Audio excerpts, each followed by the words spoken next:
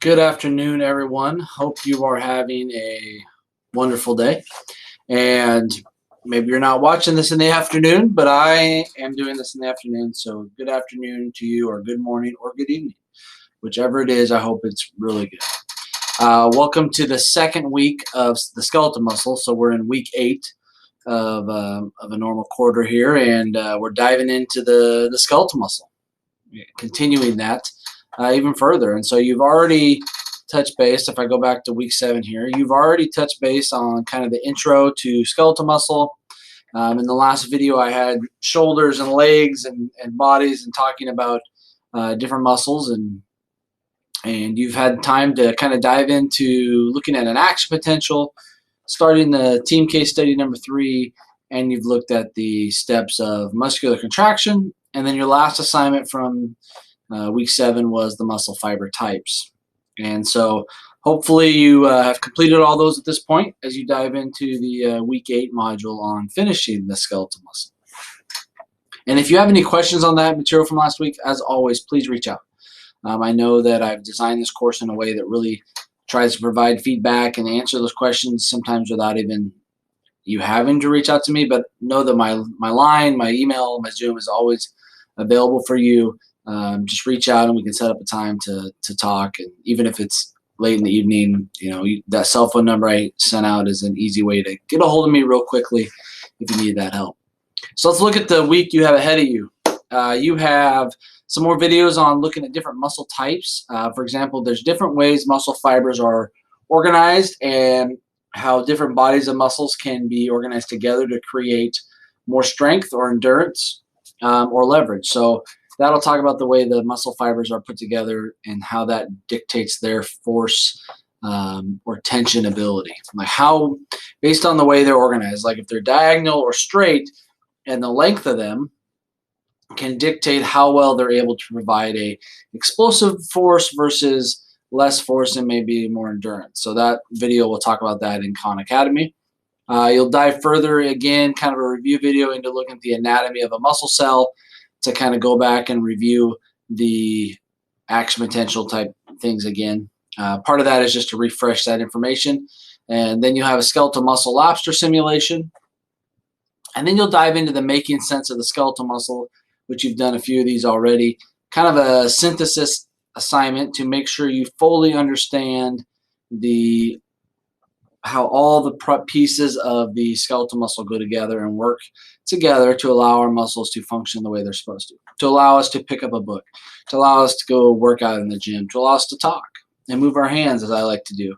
So make sure you are going through that activity. And then I have the self-evaluation quiz for that to make sure that you have, for the most part, the right relationships and connections and functions for that. Please reach out if you need help on that. The other thing you have is a lab identification activity. This is similar to the bone labeling quiz you took in the last unit on skeletal system. This one just looks at muscles. There's only about like 7 questions, but you have to do like maybe 5 to 7 different labeling things for each question. If the images aren't working for you, make sure you try to use a Chrome browser. Generally, it's because you're using Safari or Internet Explorer. So use Chrome or Mozilla Firefox browser. And if you're still not able to see the images in that, please let me know and I can come up with an alternative if need be. I don't want the internet or bandwidth to be an issue or a barrier from you completing that assignment. When you click on that assignment, you'll see that it gives you a skeletal muscle list. Look at that word bank, look at that list before you take the activity to get an idea of what you need to know. Now, it's not timed, so you can take your time and use that list and use your book or other resources to work through what those muscles are, because I want you to know the muscles and become familiar with them, not just, memorize and forget. I want you to work through them and make sure you fully understand those, okay? And then at the end of this week, as we have with all of our units, we have waiting for this to load back up, we have a end of module skeletal muscle assessment.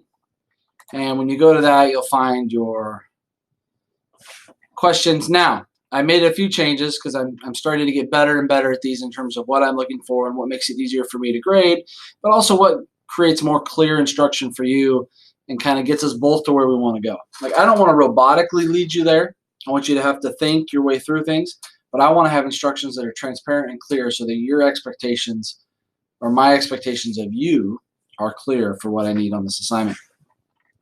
So I rewrote new cases this quarter and edited some old ones. So you're not getting, and I tried to do that with every assessment, so you're not getting the same assessments that a student got from last quarter.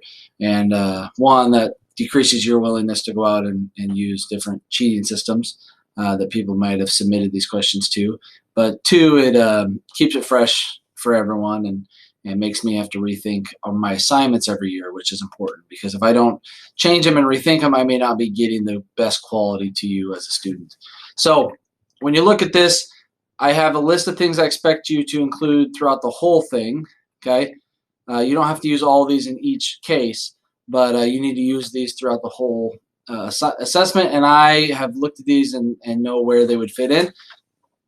You may not fit them in the same spot I expect them to be, but as long as they're used and used correctly, you will get full points if all of those items are used in your explanation, because there's really no way to complete the cases below without utilizing all those words.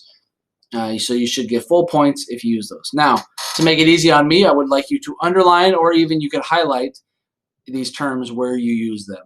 So please, when you're writing up your document, whether you're using Google Docs or whatever, make sure you underline or highlight these terms so that I can really make sure I see the terms and it's easier for me to grade. Okay, make sure you go through these ahead of time if you haven't. A lot of these are in your Making Sense of the Skeletal System assignment, so you should already have the information. But if you haven't, this is also a good time to look at these and say, all right, let's go back over the definitions. Let's go back over the processes that include these things. How are these things connected to each other? How are these things connected to skeletal muscle and their functions? And that would help prepare you for these cases as well. So make sure you utilize this as a preparatory step as well. So that's what you have to do this week as we finish up skeletal muscle. I really do hope you're enjoying this class. I know that if you wanted to take it in person, it's definitely not the same as having your hands on models and cadavers in person, but it is, I've really worked really hard over the years to develop a system online that's proven to be effective. So I'm hoping you're enjoying it. Hopefully it's better than you expected in an online A&P class. And again, if there are things you think could be improved to help you or help others, always feel free to shoot me a message and let me know what you think, and I'd be happy to really take that into consideration.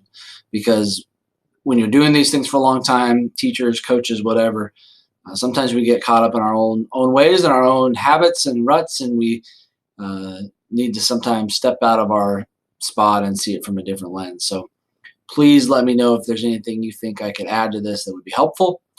For example, these intro videos I didn't used to do. I started doing them in the last couple quarters because students told me that they would find them very helpful. So hopefully they are. Hopefully you're enjoying this course, and please reach out to me if you have any questions or need any help. Have a wonderful rest of your day, morning, or evening, depending on when you're watching this. Take care.